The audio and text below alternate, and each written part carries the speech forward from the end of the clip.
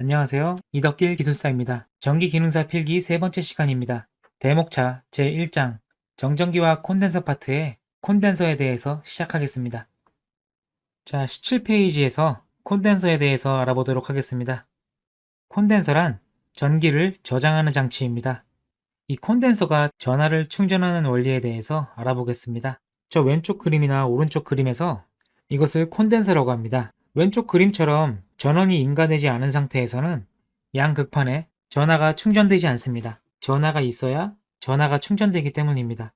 그래서 오른쪽 그림처럼 콘덴서의 양극판에 전하가 충전되게 됩니다.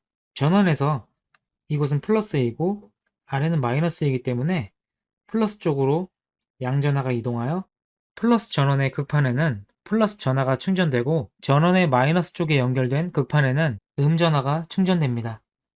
그 다음 18페이지 콘덴서의 종류에 대해서 알아보겠습니다. 이 18페이지에 이 콘덴서의 6가지 종류가 이렇게 나와 있는데요.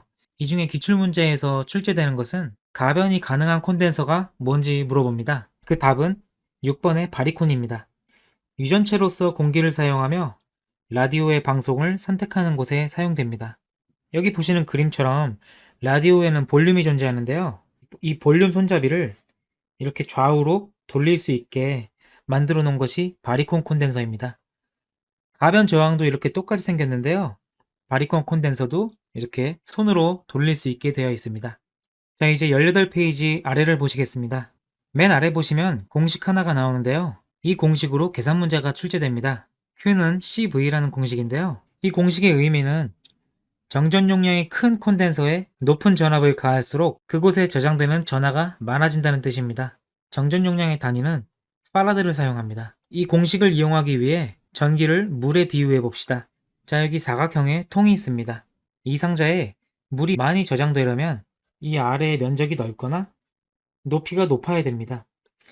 여기서 이 아래의 면적을 정전 용량이라고 생각하시고 이 높이를 전압이라고 생각해 보세요.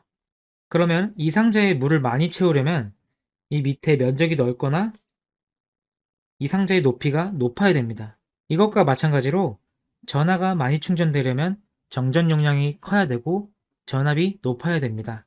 이 그림으로 비유해서 이 공식을 보시면 조금 더 수월하게 이해하실 수 있습니다. 자, 이제 19페이지입니다. 19페이지 맨 밑에 보시면 정전 용량의 접속이 나오는데요. 이 정전 용량의 접속에 대해서는 계산 문제로서 기능사 필기에서 매년 시험을 볼 때마다 거의 무조건 출제되는 편입니다. 그렇기 때문에 충분히 학습을 해둬야 합니다. 콘덴서를 접속하는 방법에는 병렬 접속과 직렬 접속이 있는데요. 우선 첫 번째로 병렬 접속에 대해서 알아보도록 하겠습니다. 콘덴서의 병렬 합성 용량을 구할 때는 단순하게 그냥 더해주면 됩니다. 콘덴서를 병렬 접속하게 되면 콘덴서의 급한 면적이 더 넓어지는 효과가 나타나기 때문에 각 정전 용량을 합산해주면 됩니다. 연습 문제를 풀어보겠습니다. 여기서 그림과 같이 1파라드, 2파라드, 3파라드의 정전 용량이 병렬로 존재합니다.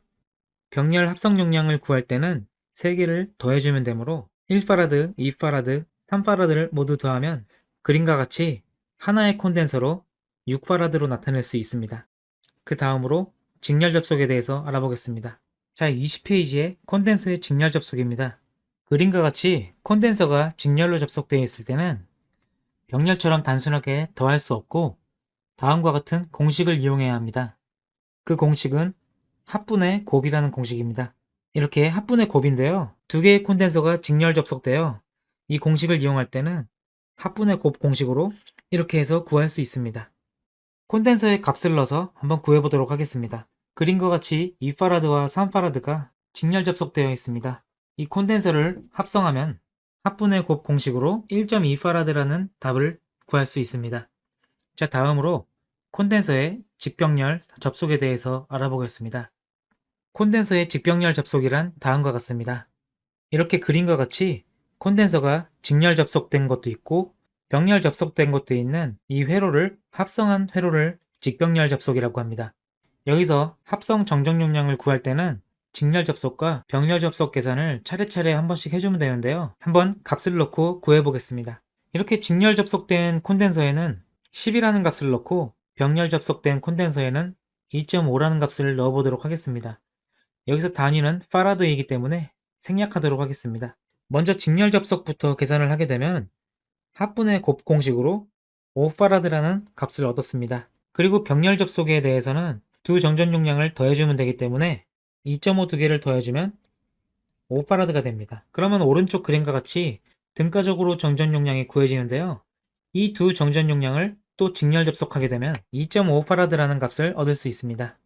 이 정전 용량의 계산 문제는 기능사 필기에서 직병렬 접속이 나올 수도 있고 병렬 접속이 나올 수도 있고 직렬 접속이 나올 수 있기 때문에 이 세 가지 유형을 충분하게 연습한 뒤 시험을 준비해야 합니다. 자, 이제 20페이지 아래 정전 에너지를 보시겠습니다. 여기 그래프에서 일정한 정전 용량을 가진 콘덴서에 전압을 이렇게 서서히 높여갈수록 충전되는 전하도 같이 이렇게 증가하게 됩니다. 그래서 그래프는 이렇게 1차 곡선으로 증가하게 되는데요.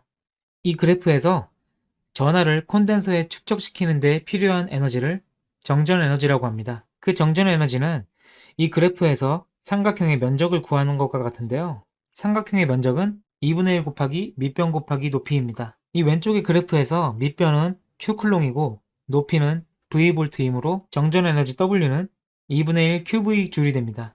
에너지의 단위이기 때문에 단위는 줄입니다. 여기서 공식을 변형할 건데요. 아까 Q는 CV라는 공식을 적용하면 이렇게 되고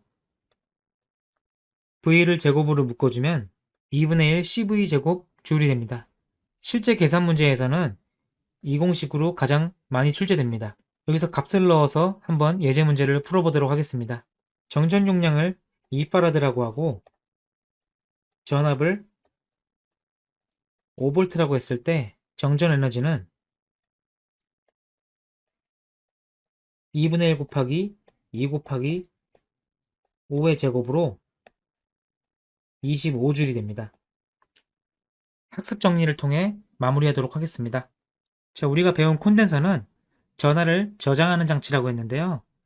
첫 번째로 이 정전 용량을 가변할 수 있는 콘덴서는 바리콘이라고 했습니다.